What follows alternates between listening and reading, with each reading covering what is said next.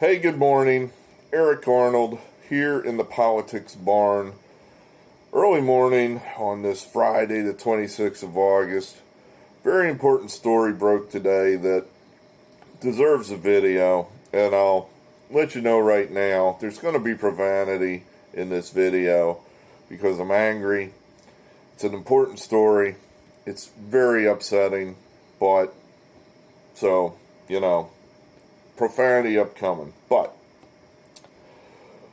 at some point in the last few days, Mark Zuckerberg of Facebook, if you know him, did an interview with Joe Rogan.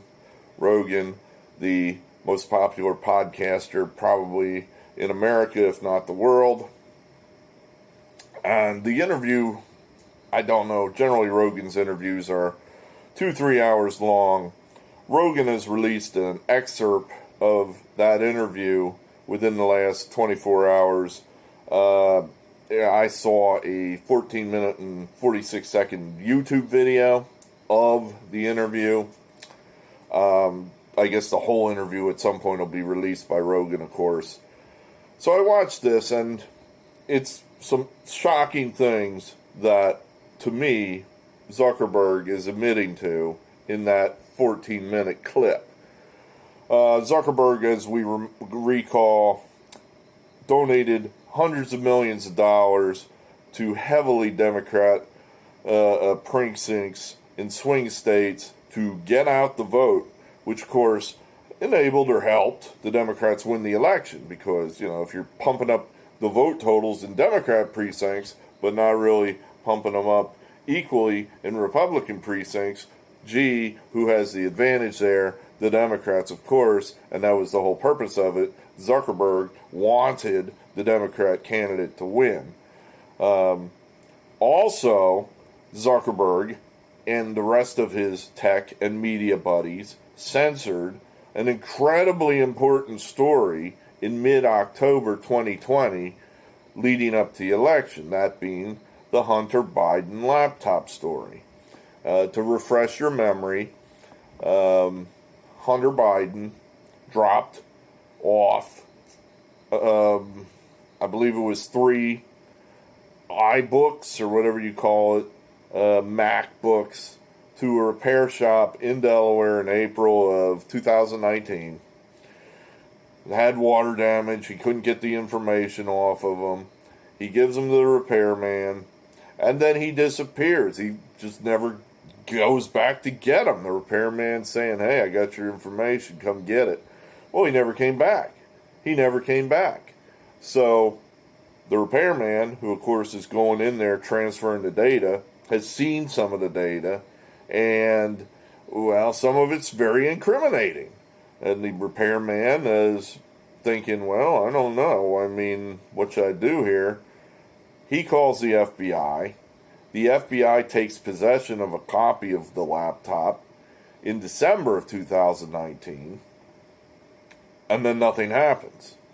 So as nothing happens there, throughout 2020, the laptop guy either gets nervous or ambitious or whatever, and he may have, thought, I need to get this to somebody because I'm afraid, or I need to get this to somebody because there's some really nasty stuff on here the country needs to see, whatever.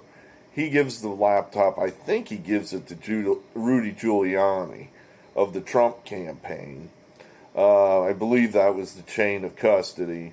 And then Giuliani gives it to the New York Post. And the New York Post then uses the Hunter Biden laptop, as the basis for a number of explosive stories in mid-October of 2020. Those stories were the impetus for the surfacing of one Tony Bobulinski. Remember that guy? Tony Bobulinski was referenced in a number of emails from the laptop as a business partner to Hunter Biden in the mid-teen decade. Bobulinski surfaced and said, "Yep, that's me. I'm the one that sent those messages. I authenticate those messages." Basically, he's authenticating the laptop itself.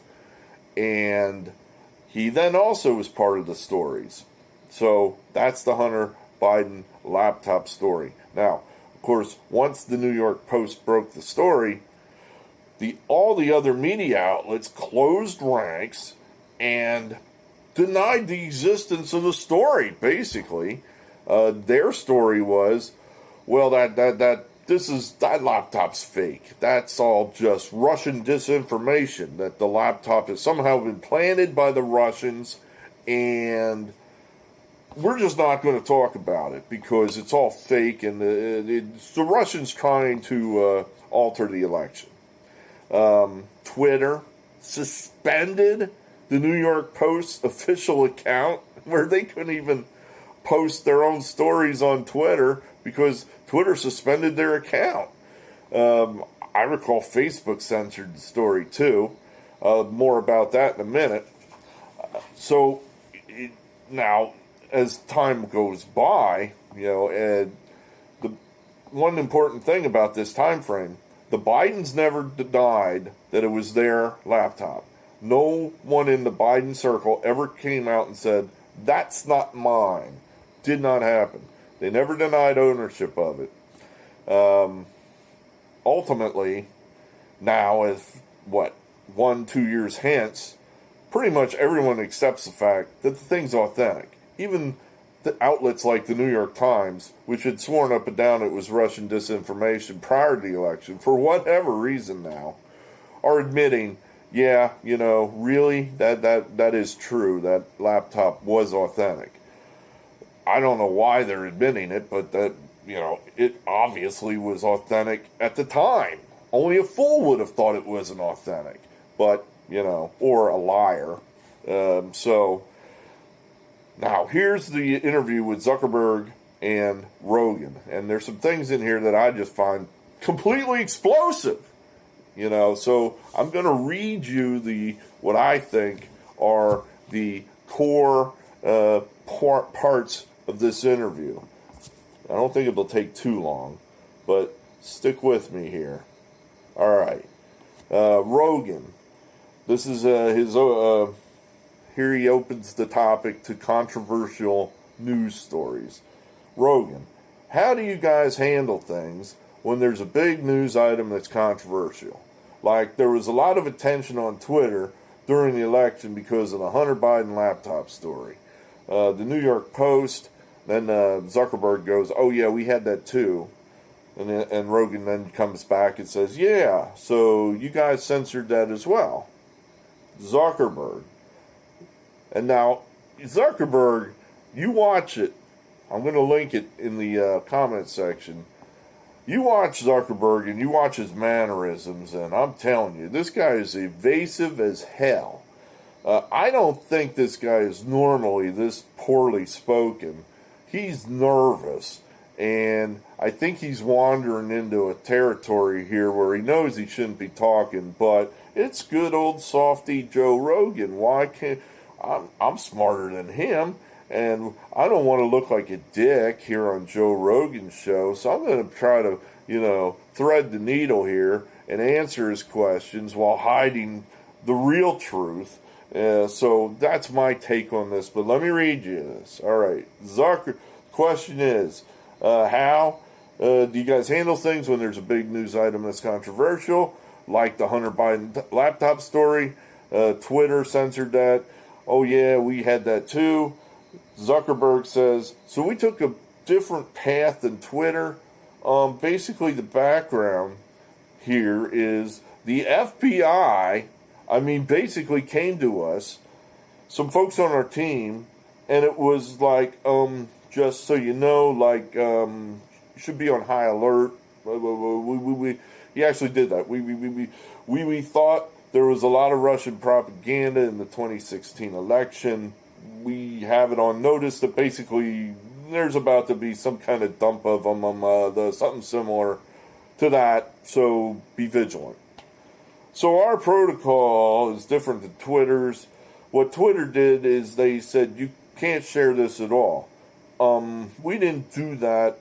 What we did have is if something is reported to us as potentially misinformation, important misinformation, and we also do third-party fact-checking. We don't want to be deciding what is true and false. And for I think it was the 5 or 7 days when it was basically being decided, being determined whether it was false, the distribution on Facebook was decreased. But you were still allowed to share it. So you could share it, you could consume it. Rogan jumps in here. Rogan, when you say the distribution was decreased, how does that work? Zuckerberg, well, basically the ranking in the news feed was a little less. So fewer people saw than would have otherwise. So definitely Rogan. By what percentage? Zuckerberg. I don't know off the top of my head, but it's meaningful. But basically, a lot of people were still able to share it. We got a lot of complaints. That was the case. Obviously, this is a hyper-political issue. So, depending on what side of the political spectrum stop the readback. Now, as I said, Zuckerberg obviously is a Democrat. He didn't give all those hundreds of millions of dollars for the Democrats to win to be a neutral guy. He is a hardcore lefty. Back to the readback. So depending on what side of the political spectrum, you either think we didn't censor it enough or censored it way too much, but we weren't as black and white about it as Twitter. We just kind of thought, hey, look, if the FBI, which I still view as a legitimate institution in this country, it's very professional law enforcement, stop the readback. As opposed to what? Your local sheriff's department or something? What the fuck do you know about professional law enforcement? All right, back to what he's saying. Hey, look, if the FBI, which I still view as a legitimate institution in this country, it's very professional law enforcement. If they come to us and tell us we need to be on guard about something, then I'm going to take that seriously. Rogan. Did they specifically say you need to be on guard about that story, referring to the Hunter Biden laptop story? Zuckerberg. No. I don't remember if it was that specifically, but it basically fit the pattern. All right, what was it there then? Stop the readback. What was it, Zuckerberg? Was it no, it wasn't specifically that story? Or was it that story? You remember or you don't remember? I don't remember if it was that specifically. Well, do you remember or you don't remember? What is it? But it basically fit the pattern. What pattern? What the fuck are you talking about? What pattern? You mean a pattern of negative information about Joe Biden and the Biden family? Was that the pattern? All right. Interview continues. Rogan. When something like that turns out to be real, is there a regret for not having it evenly distributed and for throttling the distribution of that story? Zuckerberg, what do you mean evenly distributed? Rogan, I mean evenly in that it's not suppressed.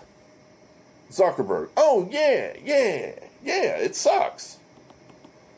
I mean, because as it turned out, after the fact checkers looked into it, no one was able to say it was false, right? So basically, we had this period where it was getting less distribution.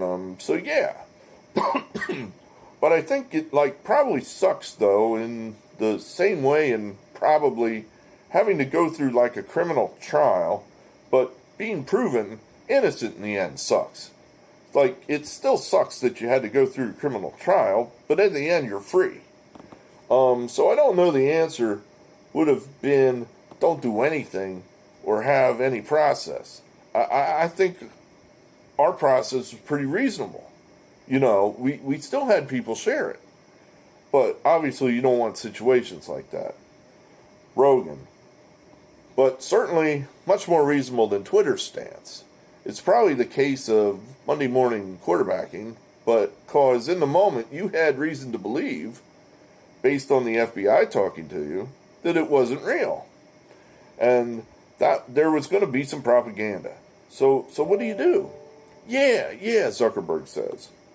Rogan. And then if you just let it out there, and what if it changes the election, and it turns out to be bullshit, that's a real problem. And I would imagine that those kind of decisions are the most difficult. The decisions of what is allowed and what is not allowed. Stop the read back. Now, of course, what Rogan's doing here is he's throwing Zuckerberg a lifeline, because that's what Rogan does. He's not a hardcore. This isn't Crossfire. This isn't Mike Wallace with 60 Minutes. He's just there to let this guy talk. He's not trying to play gotcha with him. He doesn't really have an agenda other than to get the interview and let the guy talk, and he'll probably make news all by himself, and Zuckerberg has. So he's just letting him talk here, and Zuckerberg's getting excited that he's getting let out of jail here.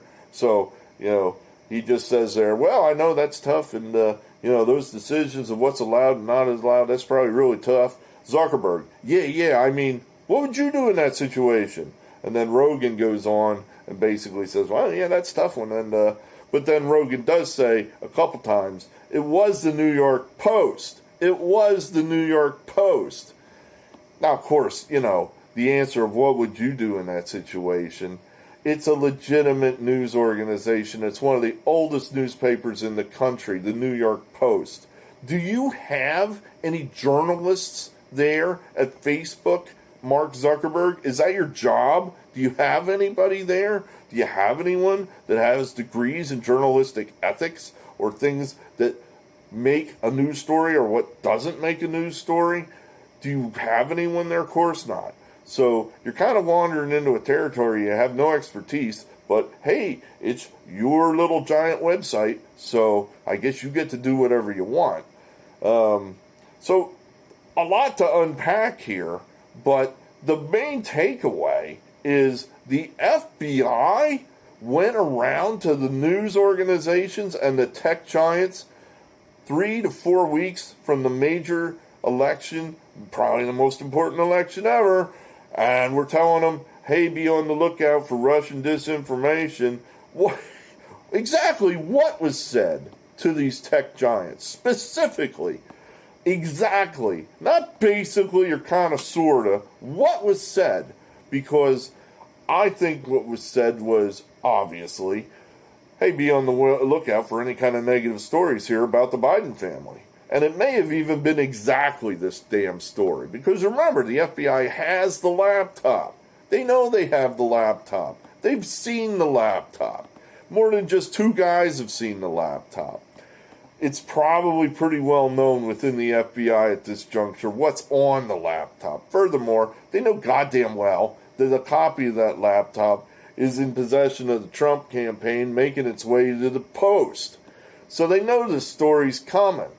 So I think that they were specifically telling these organizations, this story's coming. Beef, we give you carte blanche to not print anything because we think it's Russian disinformation. Wink, wink, nod, nod, know what I mean? Nudge, nudge, nod, nod, know what I mean? Oh, gotcha, FBI. Remember, they're all on the same team. They all want Biden to win. Right, Russian disinformation, we gotcha. Okay, we're covered. We can censor away now because they've given us a green light that they think it's fake. No, they don't think it's fake. They know goddamn well it's authentic. And it has been proven authentic. It was authentic. It is authentic. It'll be authentic to the end of time. All those dick pictures of Hunter Biden, that's actually his fucking dick. Jesus. And anybody back then, in October of 20, that was running around going, oh, this is Russian disinformation, you're either a fool or a Democrat tool. But Lord Almighty, I mean, what do you think was more likely, the path that the laptop took to get to the New York Post with all these very detailed pictures of Hunter Biden and his life, or that somehow the Russians stole the damn thing and faked all these pictures, intensely impersonal pictures of the Biden family, that somehow they were able to fake all those. By the way, the Biden family has never denied that it's their laptop, because they know goddamn well it is. You know, they're going to look like fools if they come out and say, nope, that's not ours. And of course, there's all this incriminating evidence on it. Guys that are on the laptop, like Tony Bobulinski, remember him? I just mentioned him in the beginning. He's coming out there saying, sure, that's the email I sent. Where'd you get it? Well, from this laptop from a repair shop in Delaware. Well, here's a copy from my cell phone. It's, well, lo and behold, it's the exact same email. Go figure. It was real. It was obvious. So this is incredibly disturbing that the FBI is running around, running cover for Joe Biden and the Democrats prior to the election, basically telling the news media what they can and can't print. That's horrifying. It's horrifying. This is supposed to be a neutral police agency, not an agency that's taking an active interest in who wins and loses our elections. If the agency is so biased, so corrupted, that they are that interested in who wins and loses the elections, then they've lost all credibility as a law enforcement agency. They're not a law enforcement agency anymore. They're simply a political arm of the Democrats. I mean, the Mar-a-Lago raid, just more piled higher and deeper. So it's scary to me. It really is. I said that some time ago that I thought that the Canadian government was gone. Just history. The Canada right now is an authoritarian state. And I base that on the fact that the Trudeau had seized the bank accounts of people contributing to his political opponents, the Canadian truckers who were protesting the horrific vaccination edicts that the Canadian government has thrown down. So if you can choke off the money of your political opponents, and I'm thinking, if I give it to a political candidate, and I'm afraid that my bank account's going to get seized because that is pretty, that's a pretty dampening effect on a candidate's ability to fundraise. You don't have fair elections anymore. You know, Canada can have all the elections they want. They're not fair. They're not equal. That is an authoritarian state. The guys in power, if they have the ability through the police forces to limit the political speech of their opponents, they are pretty much always going to win. We are almost at that stage now in this country. It's scary. It is scary, and I know you people don't see it. I know my Democrat moderate friends out there, they simply don't see it. All they can see is Trump. They're blinded by their hatred for Trump. And I'm mystified why. I really don't understand why, in that Trump hasn't done half of the things that the Biden administration and the FBI has. I don't know, he's done a quarter of the things. It's like, what did he do that was so bad? Oh, he, called a foreign country and asked for help in investigating a political opponent? You mean like Biden just did by sending the FBI into Trump's home? You mean like that? So, what else has he done? Oh, he, I guess, spoke angry after he lost the election, and I guess didn't tell the people at the Capitol to go home fast enough. Oh, you mean like the Democrat politicians did for the whole summer of 2020? Let the BLM people riot and burn down cities and kill people and millions, if not billions of dollars in damage. All the while they're encouraging for more and more and more. You mean like that?